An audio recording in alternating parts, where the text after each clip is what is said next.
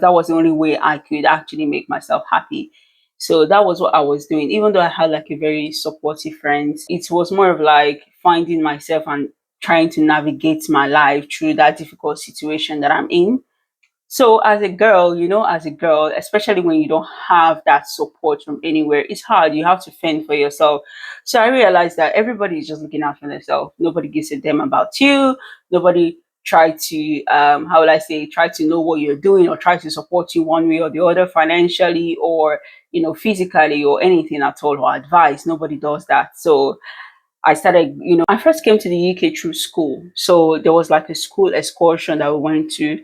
So we came to the United Kingdom and then we walked around. And to my surprise, like what really attracted me to the United Kingdom was seeing a black person, a white man opening a door for a black person, for an African man. I was like, wow, we don't have this in Belgium. The way the word in Belgium is created, it was like, we don't have it. There is no way you can see a white man opening a door for a black man in Belgium. No way. Not even for an Asian man. It's not even possible. So I started like, oh, this is where I want to live. This is where I want to be. So I started talking to a family friend, and she was like, "Oh, you need to come to England. You need to come. It's really good." Because they've also relocated from Belgium to the UK. So they were like talking to me and what I needed to do. So I took that initiative and I said, okay, I'm going to relocate. So I finished secondary school. Then I worked. I worked throughout the summer.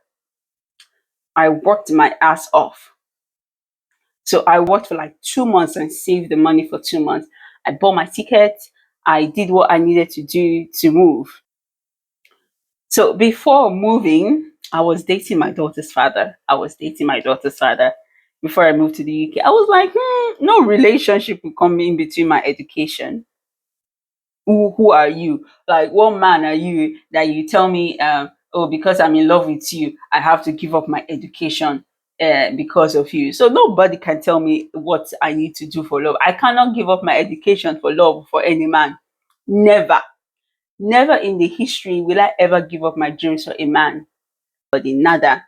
So we spoke, even though I was also a model when I was in Belgium. I was into beauty pageant as well.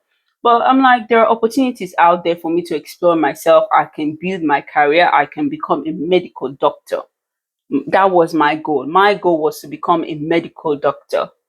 So I started like working towards it. I saved up a lot of money. And then I went. I came to the UK. I was so nervous. I took the coach. I took the bus or the coach, whatever, to the UK for the first time. I was so nervous. I didn't know my way. I didn't know, like how to navigate myself. I came to stay with like a family friend, so I can make inquiries about being a medical doctor, like going to medical school just to become a medical doctor. That was my calling in life, to be a medical doctor. However, so I started going around with a woman. She's an elderly person. So she actually like guided me. We were praying a lot, you know. So I started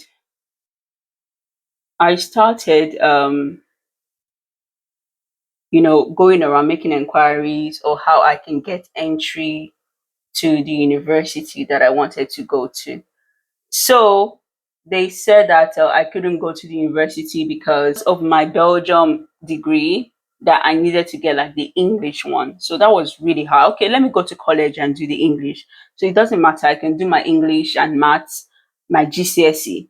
So I needed to get my GCSE. So I said, okay, I can do my English and maths. And then I can then go to university and then study. I studied medicine, which was good. So I was making inquiries. Her children, they were helping me as well, just to make inquiries on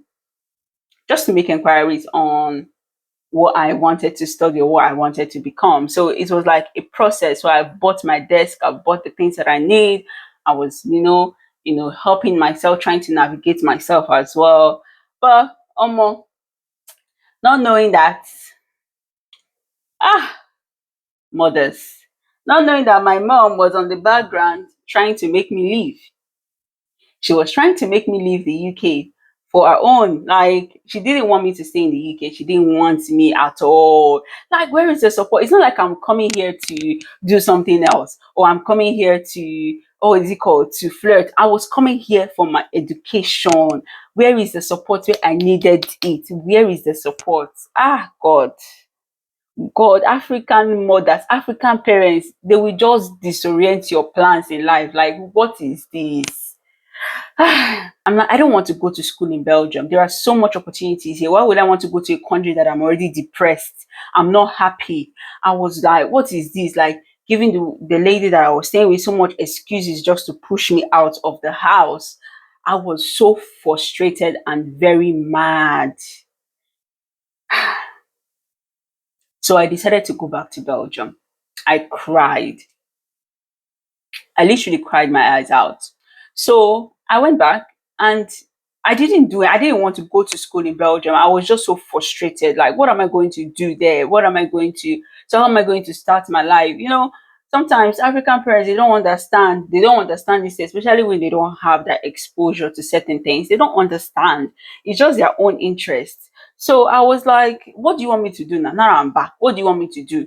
And I just want, like, now, okay, now what do you want me to do? So I was really frustrated, just frustrated with the country, the racism and everything. I was just like, I cannot do it anymore. Like, the bullying and I just can't. Like, I'm going after something, a place where foreigners can become something, or become something better. Like, the environment I was living, there is no black person that can give me a better example. So who am I looking up to? I can't look up to anybody. So I have to fight for that. I have to fight that for myself. I have to literally, like, fight for myself, fend for myself already. I don't need your money to do things for you understand, for me. I can take care of myself. All I need is your moral support. You understand? Just give me your moral support. Let me do it myself. I can work, I can figure things out myself. You understand? Because I know it's hard. So, but no, it did not go that way. So I just like, okay, I give up. So I was being like very stubborn about it. And I just didn't want to go to school. So I went to university in Belgium. I hated it. I went to study business administration. I hated it. Then I found out that my my ex cheated on me. I was bawling, my eyes were crying. I'm like, why would you do me like this? Why did you betray my trust? Why did you hurt me?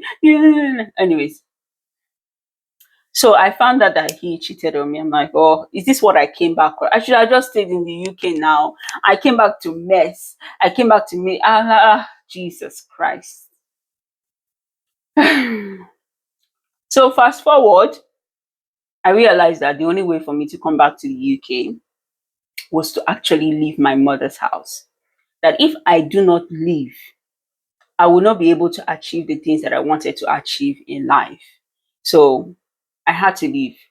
And the only way for me to leave was to move in with my ex. Was the only way for me to do was to move in with my ex, because nobody was already fending for me. And I was the one, like, fending for myself and doing things for myself. You understand? I wasn't getting any support. So what's the point of having, to stay there when I was fending for myself alone at that very young age, doing everything, school, everything by myself. So I said, okay, I'm leaving. Like, let me go, you understand, and find my way. So I left. It wasn't a pleasant, thing. There are a lot of stories that occurred, behind those things. However, I just wanted to, like, brief it out.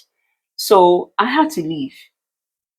I had to leave. I would say I literally ran away from the house. I ran away from the house so that I can be in the UK. I can actually actualize the things that I wanted to actualize. Though, and I did it, like, in a way that it made me lose the relationship that I have with my family. I didn't care because they don't give a shit about me. So why would I give a shit about them? They are living their life. You understand? Surviving by myself. So what's the point of having them? You understand? So I left. I packed my things and I left.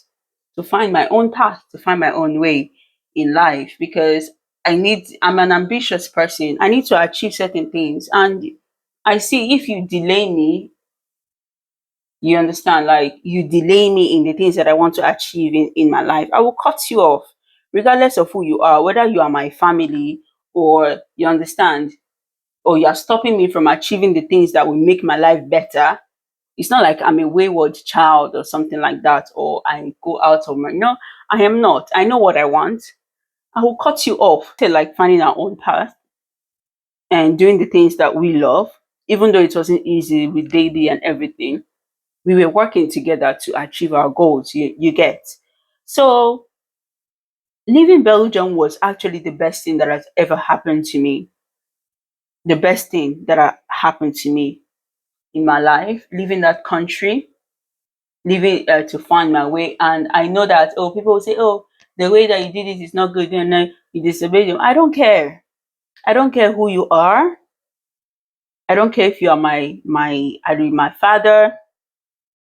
You cannot stop me from achieving the things that I want to achieve. I am not a medical doctor, but I did have my bachelor degrees and my masters as well. Like, I achieved a lot. I was so happy studying in the UK than when I was in Belgium. I was so happy. The job that I have today, I wouldn't have had that when if I was living in Belgium. I wouldn't be working. I am so like happy that I made those decisions and freed myself from the shackles of Belgium, because the youths that go to Belgium, they don't really do well for themselves. The youths that go to Belgium at an early age, they don't do well. And I looked at my environment and I said, why will I want to be among this set of people that don't do well in life? What am I learning from them? A lot of Nigerians that are there in Belgium, they don't do well in life. So why will I want to be among them? I have to exclude myself out of that equation. I said, no, I am no longer staying in this country. This country is not for me. I will not be in a country whereby racism is number one. Like, they don't make black people don't succeed in life. And why will I want to be there? It's not helping. It's not helping.